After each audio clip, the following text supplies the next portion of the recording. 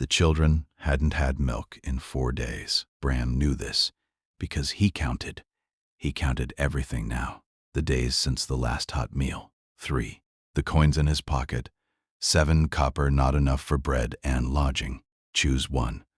The miles since the last town that had work. 42. And the number of times his daughter Mila had asked, "Where are we going?"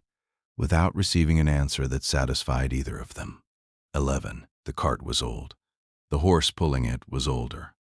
The road beneath them was the kind of border country road that existed because people had walked the same path enough times to kill the grass. And the killing had been ratified by wagon wheels into something that resembled, from a charitable distance, a surface you could travel on. Mila was 8. She sat beside Bram on the driver's bench, her coat pulled tight, her dark hair escaping from the braid that Bram had attempted that morning, with the limited success that fathers achieve when braiding hair without instruction or experience. She was thin, not dangerously, but noticeably the specific thinness that develops in children whose meals are irregular and whose growth hasn't received the memo about the irregularity. Osk was 5. He was in the back of the cart, wrapped in every blanket they owned, which was 2. He was asleep, or pretending to be, or existing in the specific state between sleep and waking that children enter when the world is cold and the cart is moving, and the vibration of the wheels produces a frequency that the body interprets as permission to shut down. Bram was 34. He had been a carpenter. He had owned a shop, a small, productive workshop in a town 60 miles south, where he built furniture and repaired structures and earned enough to feed a family of 4 and maintain the specific, narrow margin between stability and collapse that working tradesmen occupied. Then his wife died, the wasting sickness. 8 months of deterioration that converted a living woman into a memory. And then the shop burned. An accident. A lamp left burning. The kind of catastrophe that insurance would have covered if insurance had been something Bram could afford. And then the margin collapsed, and the stability followed, and the family of 4 became a family of 3, on a road with 7 copper coins and a horse that was considering retirement. He was not a drifter by nature. He was a drifter by arithmetic. The numbers had stopped working, and when numbers stop working, the person attached to them starts moving, because movement creates the possibility of new numbers, and possibility is the only currency that costs nothing to carry. The farm appeared on the left side of the road at approximately 2 in the afternoon. It was ORC built. Bram could tell from the architecture, the thicker posts, the wider spacing, the specific construction techniques that ORC builders used. The main house was stone and timber, low-roofed, built for ORC proportions. The barn was attached at the south wall, a common ORC design that connected the living space to the animal space for shared warmth in winter. The fences around the property were ORC style, heavier timber, deeper posts, the kind of fencing that ORC livestock required because ORC livestock was, like everything ORC, bigger and stronger than the human equivalent. The fences were broken, 3 sections down on the north side, 2 on the east. The barn's roof was patched with materials that didn't match, new planks over old, the hasty repair work of a person fixing things urgently rather than correctly. The chicken coop had a door hanging from one hinge. The goat pen's gate was tied shut with rope because the latch had broken and not been replaced. But the animals were alive. 6 goats in the pen, their breath visible in the cold air, chickens pecking at the frozen ground near the coop. A milk goat, the large, heavy-uddered breed that border farms kept for dairy, standing at the fence line watching Bram's cart approach with the placid, unremarkable interest of an animal whose concerns were limited to food and temperature. Someone was living here. Someone was trying. And the trying was visible in every patched roof tile and tied-shut gate, the evidence of effort applied without skill, determination deployed without the specific technical knowledge that would have made the determination effective. The someone was at the north fence. She was kneeling in the mud, attempting to reset a fence post that had rotted at the base. She was driving it into the ground with a mallet, a heavy ORC-made tool appropriate for the task in theory. In practice, the post was splitting. Each strike drove the mallet deeper into wood that was already compromised, and the compromise was accelerating. and the post was becoming less a structural element and more a collection of splinters, held together by the memory of having once been a post. She was orc. Green skin, the deep olive of orc maturity, darkened at the hands and forearms from outdoor work. Black hair tied back in a practical knot. She was built with the solid, functional frame of an orc woman who worked her own land. Broad shoulders, strong arms, the physical infrastructure of a body designed for labor and deployed for survival. She was wearing work clothes, patched, clean, worn thin at the elbows and knees. She looked up when the cart stopped. Her expression performed the rapid assessment that border residents, human or orc, applied to unexpected arrivals. Threat level, intention, number of weapons visible. The assessment concluded quickly. A human man on a cart with 2 children and a tired horse did not register as a threat. It registered as a question. "Your fence is broken," Bram said. The orc woman looked at the fence. She looked at the mallet. She looked at the post, which had given up any pretense of structural integrity and was now leaning at an angle that communicated resignation. "I'm aware," she said. Her comment was accented, the guttural undertones of orcish shaping the consonants. The tone was flat, guarded the specific vocal temperature of a person who was not unfriendly, but was not extending warmth to a stranger on a border road. "I can fix it," Bram said. "I don't have money. I don't want money." The guarded expression shifted, not to warmth but to suspicion. In border country, offers that didn't involve money involved something else, and something else was usually worse than money. "What do you want?" she asked. Bram looked at the milk goat. He looked at the cart where Mila was watching the exchange with the attentive, serious expression of an 8-year-old who understood more about adult conversations than adults gave her credit for. He looked at the back of the cart, where Osk was, a blanket-wrapped shape that hadn't moved. "Milk," Bram said. "For my children. They haven't had any in 4 days. Give my kids milk. I'll fix your ranch." The orc woman looked at the cart. She saw the children, 2 small faces, one watching, one sleeping. She saw the father, thin, tired, his hands carrying the calluses of a man who worked with tools and hadn't been working recently. She saw the horse, which was the horse equivalent of the father, functional, exhausted, continuing because the alternative was not continuing. "Goat milk," she said. "Is that acceptable? If it's warm, anything is acceptable." She stood up from the broken fence. She wiped her hands on her trousers. She walked to the goat pen, took a pail from the hook beside the gate, and milked the dairy goat with the practiced, efficient motions of a woman who performed this task daily. The milk hit the pail in a white stream that steamed in the cold air. She brought the pail to the cart. Bram lifted Usk. The boy woke, confused, blinking, and carried both children to the porch of the house, where the orc woman produced 2 clay cups and filled them. Usk drank with his eyes closed. The warmth of the milk entered his body and his body responded. The specific, visible relaxation of a child whose system has been running on cold and empty and has just received evidence that the running can stop. Mila held the cup in both hands. She drank slowly, deliberately, the way a person drinks when they are aware that the drinking might not happen again tomorrow and want to extend the experience. Bram watched his children drink warm milk on the porch of an orc woman's farmhouse, and his jaw clenched, and his eyes did the thing that eyes do when the person behind them is holding something together and the something is threatening to come apart. The orc woman watched the children drink. She had not seen human children up close before. Not like this. Not drinking from her cups on her porch. Not small and cold and hungry in a way that was not theoretical, but visible. They were small, smaller than orc children would be at the same ages. Fragile in a way that orc physiology did not produce. Breakable. "I'm Bram," the man said. "Ulka," the woman said. 1 week. I'll fix the fences, patch the roof, repair the gate, then we'll go." Ulka looked at the fences. She looked at the roof. She looked at the gate. She looked at the man whose hands said Carpenter, and whose eyes said desperate, and whose children were drinking her goat's milk with the specific, grateful intensity of small bodies receiving something they needed. 1 week, she said. His children hadn't had milk in 4 days. He saw a broken fence on an orc woman's farm. "Give my kids milk, I'll fix your ranch." She looked at his children. She looked at the fence. Goat milk acceptable? If it's warm, anything is. Subscribe to Orc Girl Tales to see what a week of fences builds.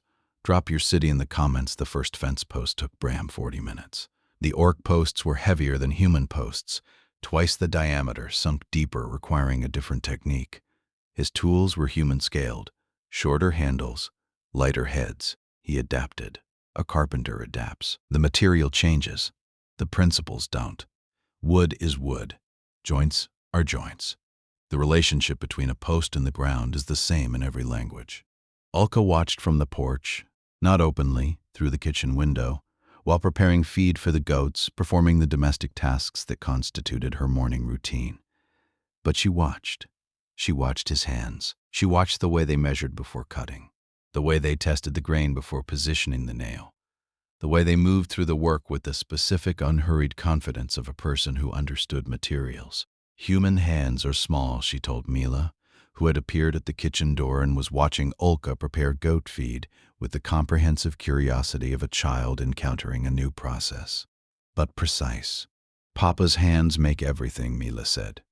"He made our table and our chairs and Osk's bed and my bookshelf. He says hands are the smartest part of the body." "Orc hands are strong," Ulka said, "but not always smart. I can lift the post, I can't make the post stay. Papa can make things stay. That's his thing." In the goat pen, Osk had discovered the goats. The discovery was mutual and immediately contentious. Osk approached the nearest goat, a compact, sturdy animal with the particular expression of an organism that has assessed its visitor and found the assessment unnecessary. The goat lowered its head and pushed. Osk went backward, landed on the frozen ground, and sat in the mud with the specific, astonished expression of a 5-year-old who has just learned that goats have opinions. "Again," Osk shouted. The goat obliged.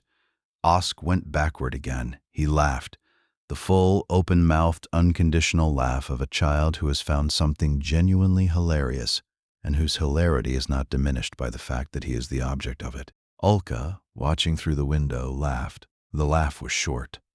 It escaped before her controls could intercept it. A single, deep sound from the chest, the orc register of involuntary amusement. She stopped it immediately, the way you stop a door that's opening wider than you intended. But it had been produced, and the production had been witnessed by Mila, who looked at Ulka with the approving, slightly proprietary expression of a child who has decided that making an adult laugh is an achievement worth cataloging. "You laughed," Mila said. "I did not." "You did. I heard it. It was big. It was small. It was big. Do it again." Laughter is not performed on command. Then Osk will make the goat push him again.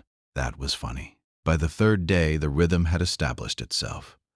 Bram worked from dawn to dusk.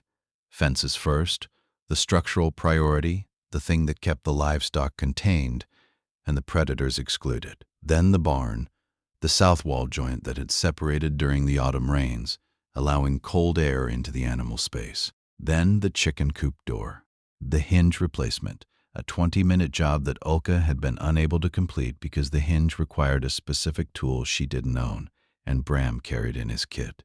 The tools were the key. Bram's carpenter's kit, a leather roll of chisels, hammers, planes, levels, awls, and the accumulated implements of 20 years of woodworking, contained solutions to every problem the farm had been accumulating since Ulka's husband died. The problems were not complex. They were specific. They required not strength. Ulka had strength. But knowledge, the knowledge of how wood behaved when it was wet, when it was dry, when it was loaded, when it was stressed. The knowledge of joints, of angles, of the specific relationship between a nail and the grain it penetrated. Ulka had been fighting the farm with force. Bram fought it with understanding. The combination, her force, his understanding, began producing results that neither could have achieved alone. On the third afternoon, they repaired the barn wall together. The joint required realignment, a heavy timber frame, shifted by water and gravity, needing to be lifted, repositioned, and secured. Bram couldn't lift it. The timber was orc weight, twice what his arms could manage. Ulka could lift it, but couldn't hold it and position it and secure it simultaneously. The task required two people with complementary capabilities. "I'll lift," Ulka said. "You guide." She lifted. The timber rose, the casual, controlled strength of an orc woman performing a physical task that her body was designed for. She held it. Bram guided, his hands directing the timber into position, finding the alignment by feel, the carpenter's spatial awareness that told him when a joint was true. "Left," he said. "More." "There." She held. He nailed. The timber set, the joint closed, the wall was solid. They stood back and looked at it, the first piece of the farm they had built together, the first structure that contained both her labor and his skill. "Good wall," Ulka said. "Good lift," Bram said. The exchange was short. It was also the first mutual compliment, and mutual compliments between two people who had been living in parallel solitudes were structural events. On the fourth day, Mila discovered Ulka's teeth.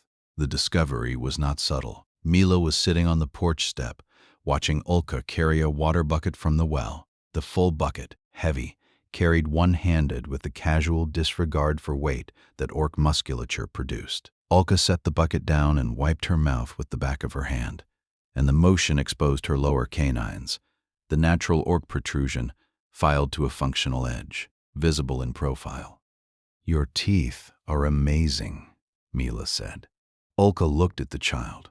The compliment had arrived from a direction her defenses were not configured to monitor, the specific, unguarded vector of a child's aesthetic assessment, unburdened by the social filters that adults applied to orc dentition. "Their teeth," Ulka said. "They're not regular teeth. They have character.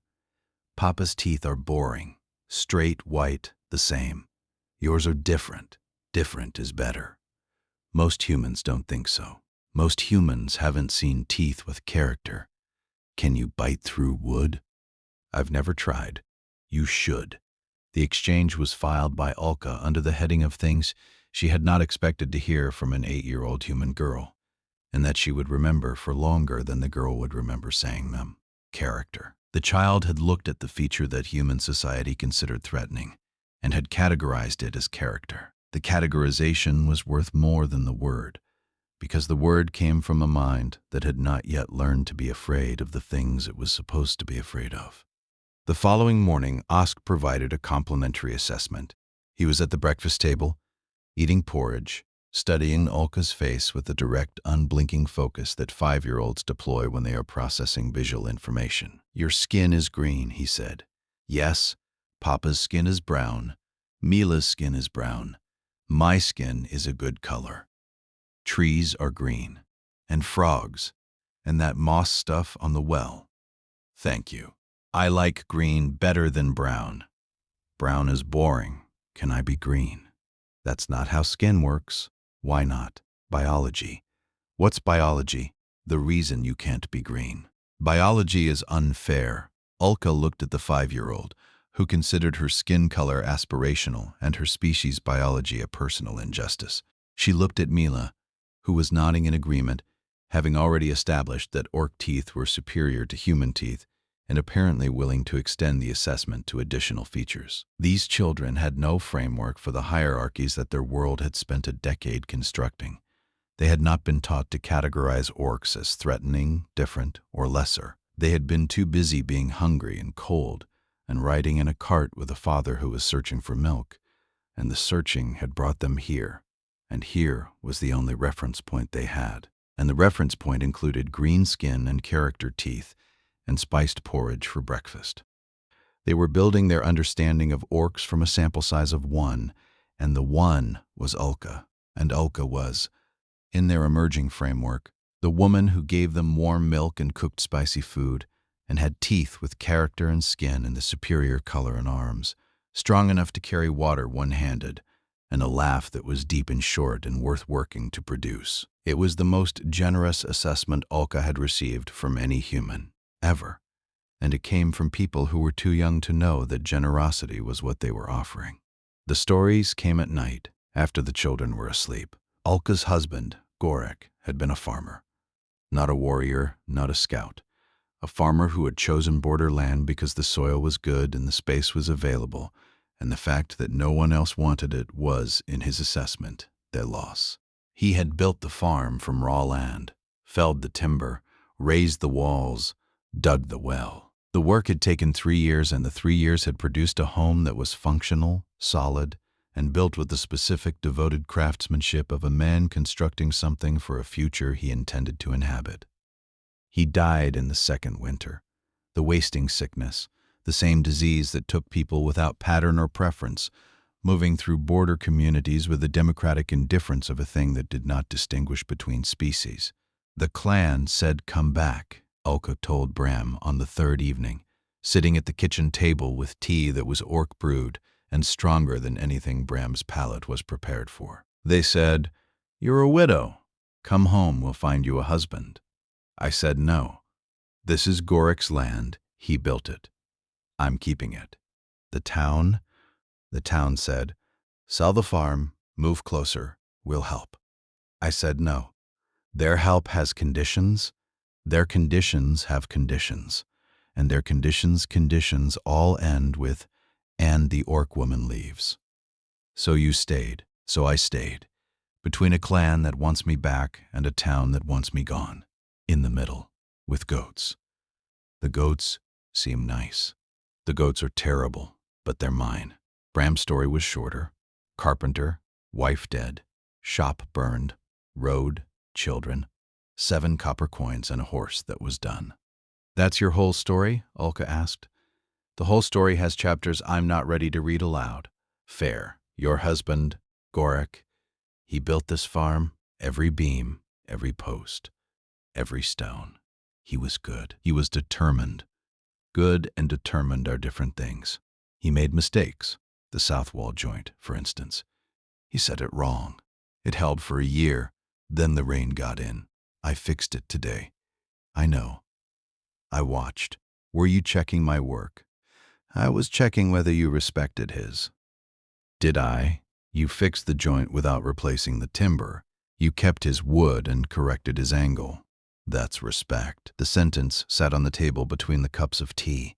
Dark, strong, brewed in the specific orc style that Bram was learning to tolerate, and Ulka was learning not to apologize for. 2 people sharing a table that Gorrek had built, drinking from cups that Gorrek had fired, in a house that Gorrek had raised and that Ulka was fighting to keep, and that Bram was, one fence post at a time, helping her hold. The week ended on a Sunday. Bram stood in the yard and looked at his work, fences repaired, barn solid, coop functioning, gate rehung. A week of labor that had converted a failing farm into a stable. "That's everything," he said. "We'll go in the morning." Ulka looked at the fences. She looked at the roof. Still weak, the section over the kitchen where the timber was thin and the rain came through. She looked at the well, the pump mechanism that seized in cold weather and that she freed every morning by hitting it with a rock, which worked, but which was not, by any engineering standard, a solution. "Winter is coming," she said. The statement was not a request. It was a weather report. It was also the most loaded weather report Bram had ever received, because the subtext of the weather report was, "I cannot survive another winter alone. And the pump freezes, and the roof leaks, and the goats need shelter that holds, and I am an orc woman with strength but not skill, and you are a human man with skill but nowhere to go. And the arithmetic of our situations produces a sum that is obvious to both of us, and that neither of us is willing to state directly, because stating it would require an admission that our respective prides have not authorized." "The roof won't last," Ulka said. "I know. The pump freezes. I know. The north fence will need reinforcement before the heavy snow. I know." Bram looked at his children. Mila was in the kitchen helping Ulka prepare the evening meal. Orc style, spiced, a cuisine that Mila had taken to with the enthusiastic adaptability of an 8-year-old whose palate had no prejudices. Osk was in the goat pen sitting beside the goat that had pushed him on the first day. the two of them having achieved a relationship that Bram could only describe as mutual tolerance, with a foundation of respect. I could stay through winter, Bram said. Fix the roof, the pump, the fences. In exchange, the same deal. Milk, warm beds for the kids, a roof. I said 1 week. Winter is longer than 1 week. I'm aware of how winter works. Then, you're aware that you need help. The sentence crossed a line. Ulka's expression tightened. The specific defensive contraction of a person whose independence has been identified as insufficient and who considers the identification an attack rather than an observation. I don't need. Your south fence will be down by January. Your pump will freeze solid by December. Your roof will leak by November. These are not opinions. These are materials assessments. I'm a carpenter. I know what winter does to wood. Ulka looked at him. She looked at the farm Gorrek built, the farm she was fighting for, the farm that was 1 winter away from becoming a memorial rather than a home. Milk, she said, and warm beds. And warm beds. 1 winter. 1 winter. And then you go. And then I go.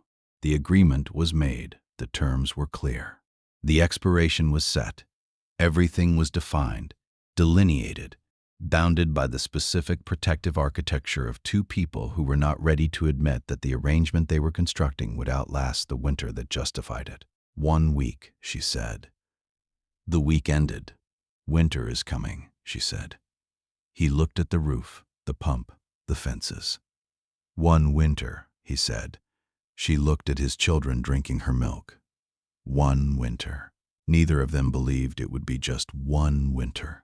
But the fiction was necessary because the truth required a bravery that the tea hadn't built yet. If the fiction speaks to you, join the ORC Girl Tales membership. Super thanks if the goat-pushing ass got you. Drop your city. The winter settled over the farm the way winters settle over border country. Completely, without negotiation. Converting the landscape from a place where things grew into a place where things survived. Bram moved into the barn. Ulka had insisted. Not on the barn, but on the children being inside. Human children don't sleep in barns. Human children don't sleep in cold. The insistence was delivered with the specific, non-negotiable authority of a person who had decided something about the welfare of 2 small people and was not interested in discussion. Bram could have the barn. Mila and ORC would have the spare room in the house. Gorrek's old workshop, cleared of tools, furnished with a straw mattress and the second-best blankets. The arrangement meant that the children slept in Ulka's house while their father slept 30 feet away in a barn.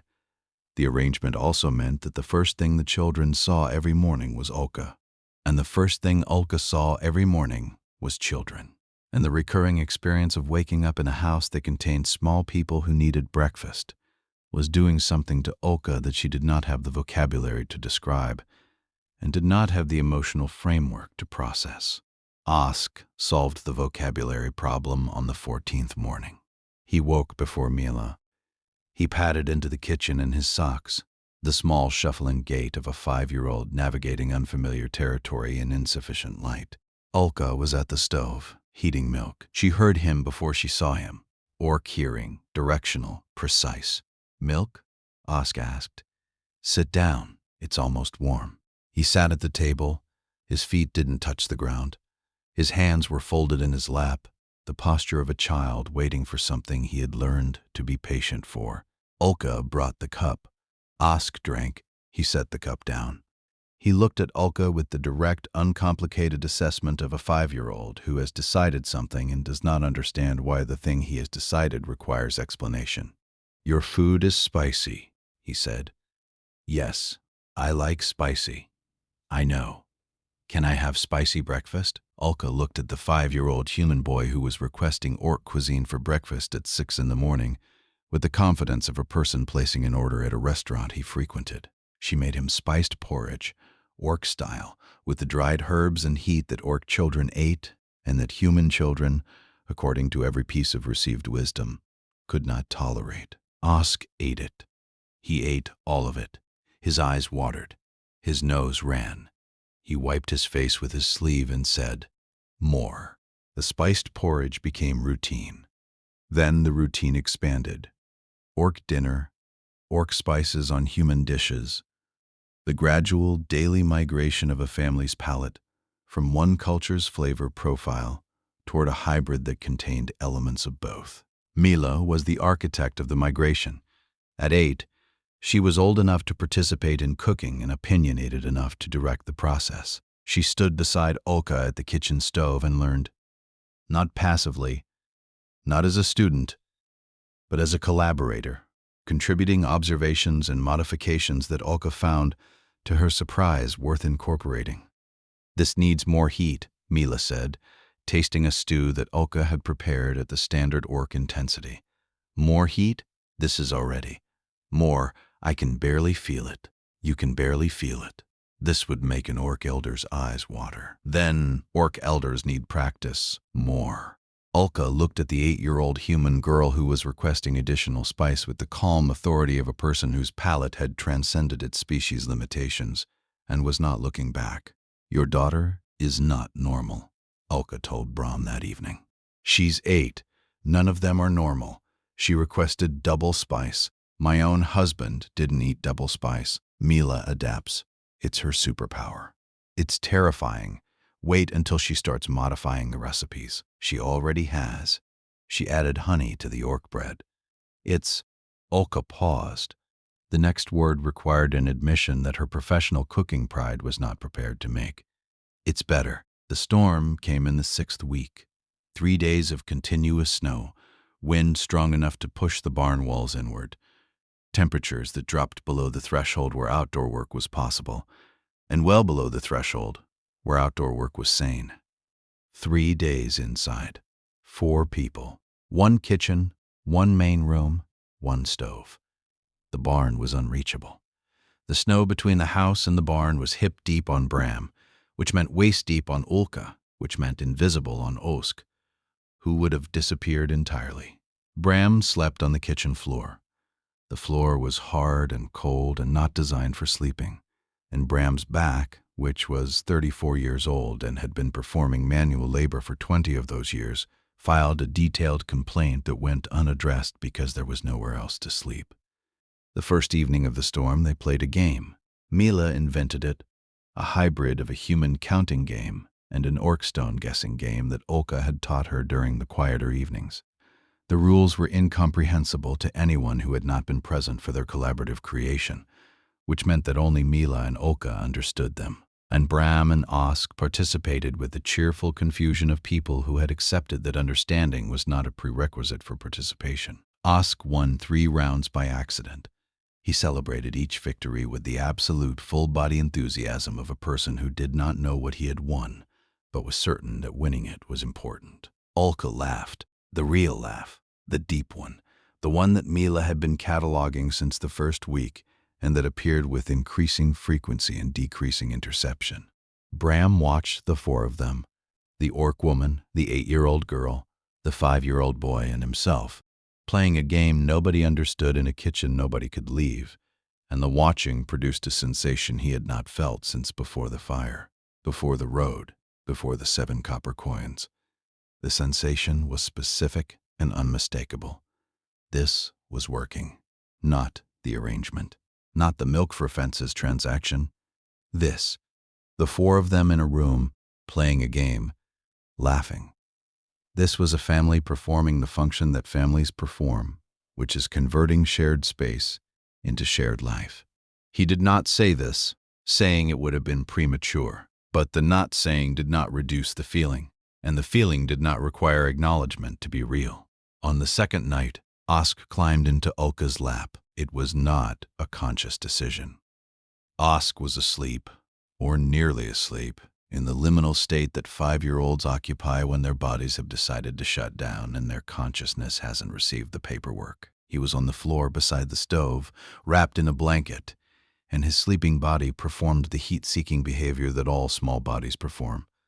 It migrated toward the warmest surface in the room. The warmest surface was Ulka. Orc body temperature ran higher than human. In a cold room, an orc was a furnace, radiating heat through the skin at a rate that human bodies could not match.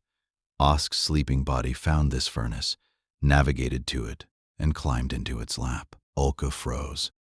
Not from cold, from the specific full-body paralysis that occurs when something unexpected arrives, and the system responsible for responding to it has not been programmed for the contingency.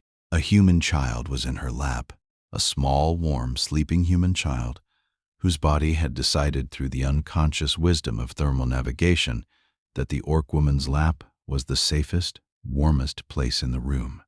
Osk settled. He pressed his face into the crook of Ulka's arm. His breathing deepened. His body went limp, the total unconditional surrender of a child who has found the place where sleep is possible and has committed to the finding without reservation. Ulka sat motionless. She looked at the child. She looked at his face, small, pink, the eyelashes pale against the cheek, the mouth slightly open, human, foreign, fragile, and warm in a way that had nothing to do with temperature and everything to do with the specific non-transferable heat that a child produces when it trusts. She looked at Bram.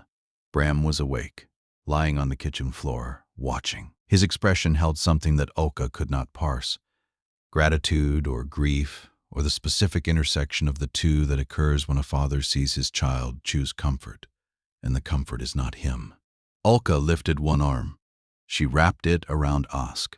The arm was large, orc proportioned, the forearm as wide as the child's torso. It settled around him the way a wall settles around a room, providing enclosure, warmth, the structural assurance that the space within is protected. Gorrek had wanted children. He had said so. Once on an evening like this, one in this room at this stove. One day, he had said, when the farm is stable, when the fences hold. The fences had not held. The one day had not arrived. And Gorrek had died without becoming the father he had planned to be. Now a child was in Ulka's lap. Not her child.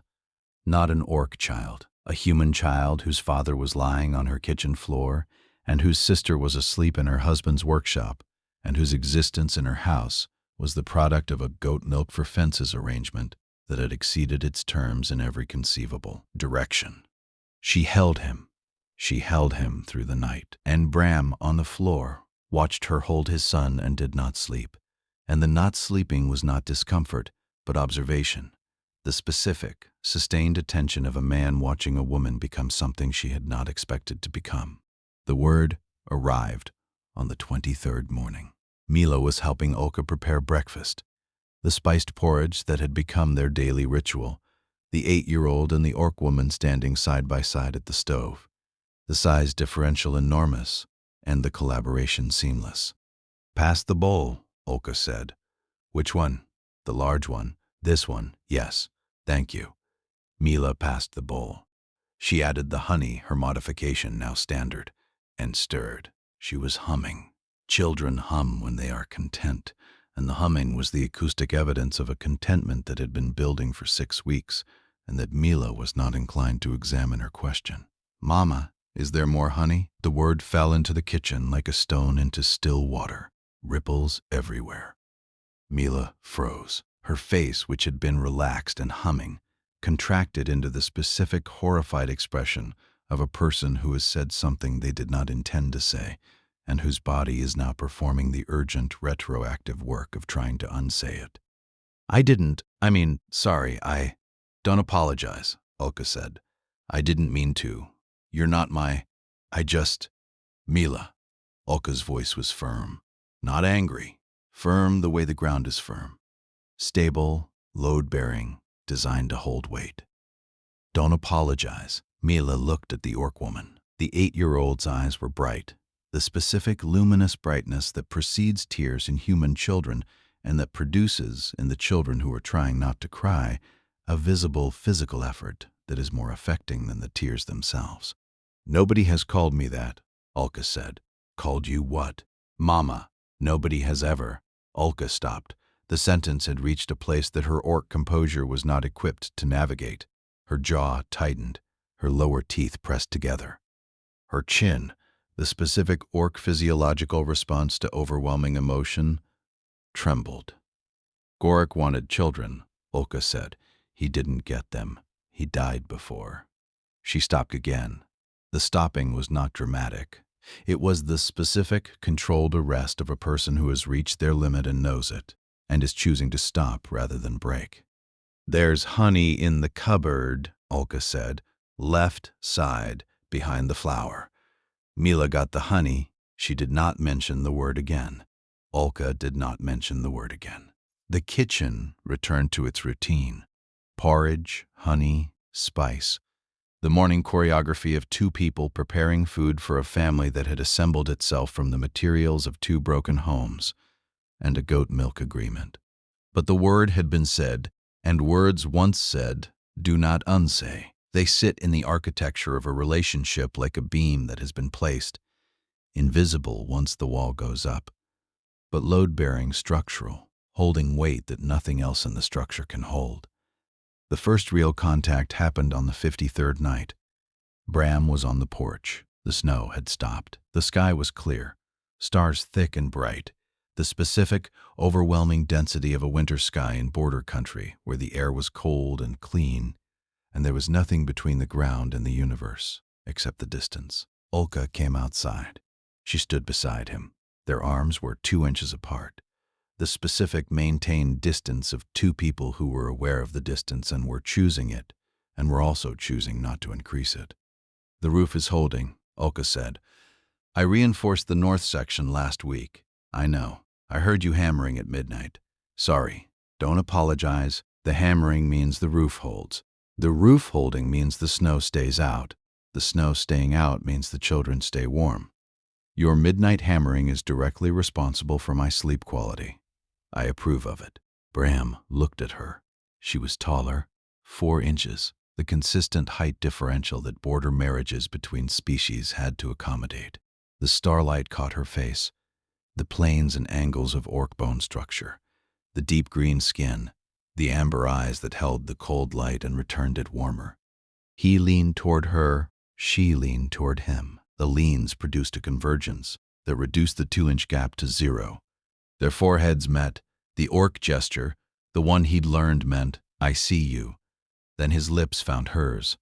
The human gesture, the one that meant, "I want you." "This wasn't in the agreement," Ulka said, her forehead still against his. "The best things never are. Orc agreements change. Do human ones? The best ones do. The porch, the stars. The snow on the ground reflecting the starlight back at the sky that had sent it. Two people whose arrangement had been milk for fences, and whose arrangement was, on this porch, on this night, under these stars, being renegotiated through the specific non-contractual mechanism of a forehead meeting a forehead and a mouth meeting a mouth. Osk climbed into her lap. Mila called her mama. Bram kissed her on the porch under stars. The milk for fences deal was renegotiated. None of it was in the agreement. The best things never are. If the goat milk became something else, subscribe to Orc Girl Tales for the final chapter.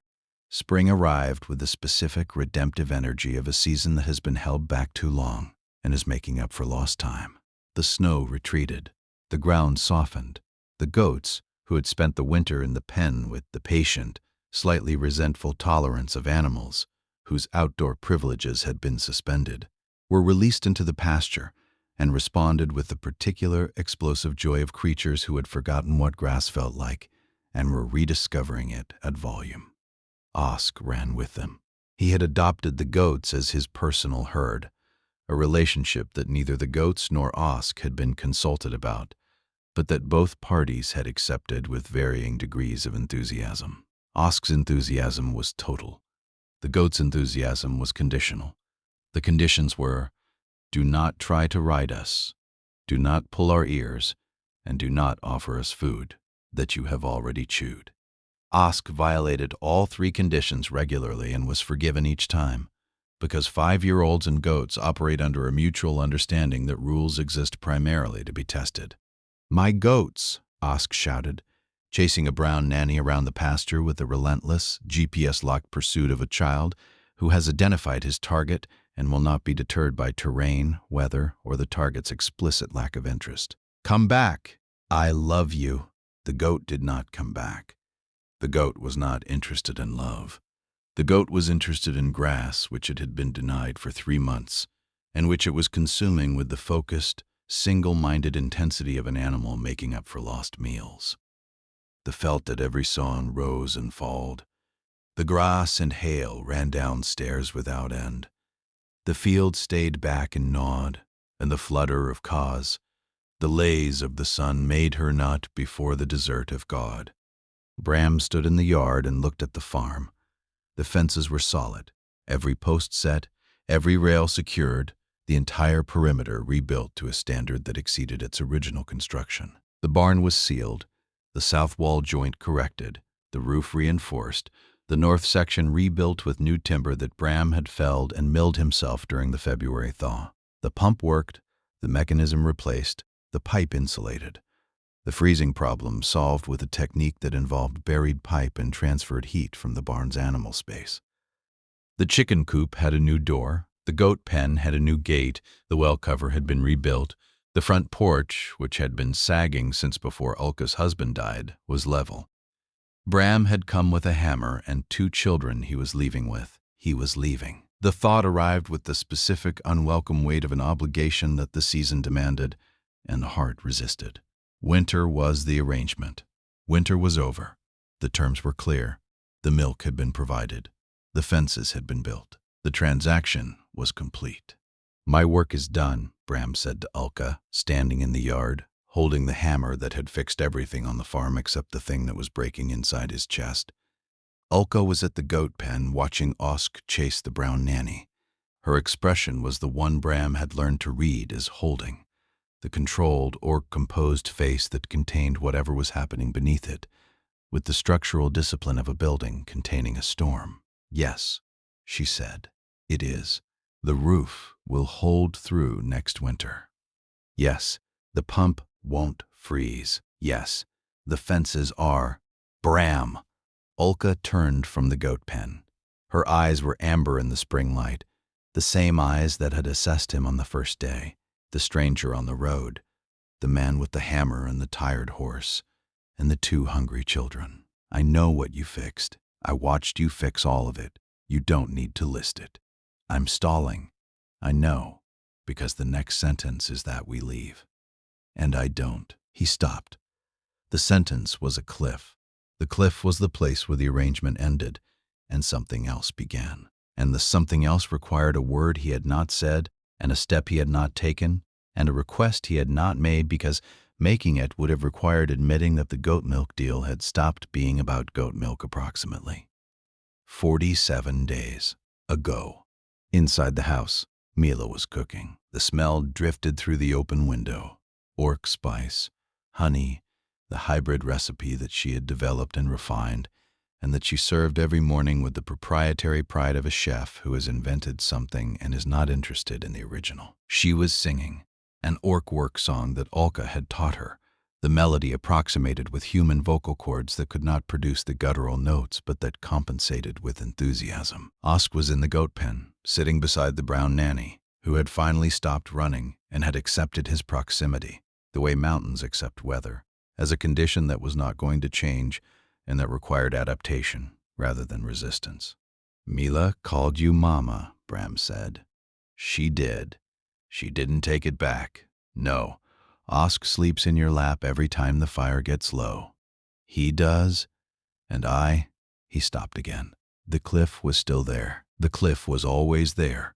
It was the specific geological feature of a conversation that had been building since the first cup of goat milk, and that was now arriving at the edge of everything that could be said, and everything that could not. "You fixed my fence," Ulka said. "On the first day, you looked at a broken fence on an orc woman's farm, and you stopped. Nobody stops at orc farms. Human travelers pass orc farms the way they pass weather, noticing, adjusting course, continuing. You stopped. The fence was broken. Fences are broken everywhere. You stopped here because your goat had milk, and my children needed milk. And that's all? That's what I told myself. And now Mila cooks your food and calls you Mama. Osk owns your goats. I've fixed everything on your farm except the one thing I can't fix by leaving." "What can't you fix?" The part where this house has 4 people in it, and the 4 people work, and the working is not the arrangement anymore. It's the reason. And the reason is that I don't want to put my children back on that cart and drive to the next town where nobody needs a carpenter and nobody has goat milk and nobody. He stopped for the 3rd time. The cliff was done. He had reached the edge. The next word was either a step into nothing or a step into something. And the difference between nothing and something was the orc woman, standing at the goat pen with amber eyes and a jaw that was doing the thing it did when she was holding something together. The agreement was milk for fences, Ulka said. Fences are done. Milk was provided. The arrangement is complete. Yes. So anything that happens next is not an arrangement. No, it's a choice. Yes, then choose. The word was not a request. It was not a command. It was the specific, compressed demand of a person who had spent an entire winter watching a man fix her farm and hold her hand and kiss her on a porch, and whose orc pride would not permit her to ask him to stay, because asking was weakness. And she was not weak. She was an orc woman who had survived a dead husband and a hostile town and a clan that wanted her back, and a winter that wanted her broken. And she would not ask. But she would demand that he choose, because demanding was not weakness. Demanding was strength. And the demand was, make the choice, say the word, stop listing the fences you fixed, and say the thing you came to say. I want to stay, Bram said. Not for the milk, not for the fences, for the part where Mila calls you mama and means it, for the part where Osk thinks your goats are his goats, for the part where I sleep better on your kitchen floor than I've slept anywhere since my wife died, for the part where you laugh when Osk falls down and you think I don't notice, but I always notice. You notice everything. I'm a carpenter. We notice grain. Is that what I am? Grain. You're the beam. The main one. The one everything else is built on. Ulka looked at Bram. The amber eyes held the specific recalculating quality of a person whose defensive architecture has just been addressed by a statement so precise that the architecture has no response except to acknowledge that it has been seen. And that being seen is not a weakness, but a relief. Stay, Ulka said. One word, delivered with the full weight of an orc woman whose pride had been swallowed and whose jaw had stopped trembling, and whose voice, the voice that had said 1 week, and then 1 winter, and then nothing, because the nothing was the sound of a woman waiting for someone to match her pride with his honesty, carried the word across the yard and into the spring air and placed it between them like a fence post driven deep. Orc women don't say a word twice, she added. K.L. Bram looked at the farm, at the fences he'd built, at the barn he'd sealed, at the house where his children were living a life that the road could not provide, at the orc woman who was standing at a goat pen telling him to stay in a voice that would not repeat itself. I'm staying, he said. The fence that Bram built in the spring was different from the winter fences. The winter fences had been repairs, fixing what existed, maintaining what Gorrek had built, preserving the farm's original architecture. The spring fence was new, and it was neither orc nor human. The posts were orc weight, heavy, deep sunk, the kind that orc farms used because orc livestock pushed harder than human livestock. The rails were human jointed, precisely cut, fitted with the carpenter's technique that distributed load through the grain, rather than against it. The hardware was a combination: orc iron brackets at the stress points, human nails at the connections, the two systems working together the way their users worked together, each contributing what the other lacked. Mila named it. It's a Bram Ulka fence, she said, examining the hybrid construction with the critical eye of an 8-year-old who had opinions about infrastructure. Half human, half orc, like us. We're not half and half, Bram said. We're all and all, Osk corrected from the goat pen, where he was conducting his daily census of goats.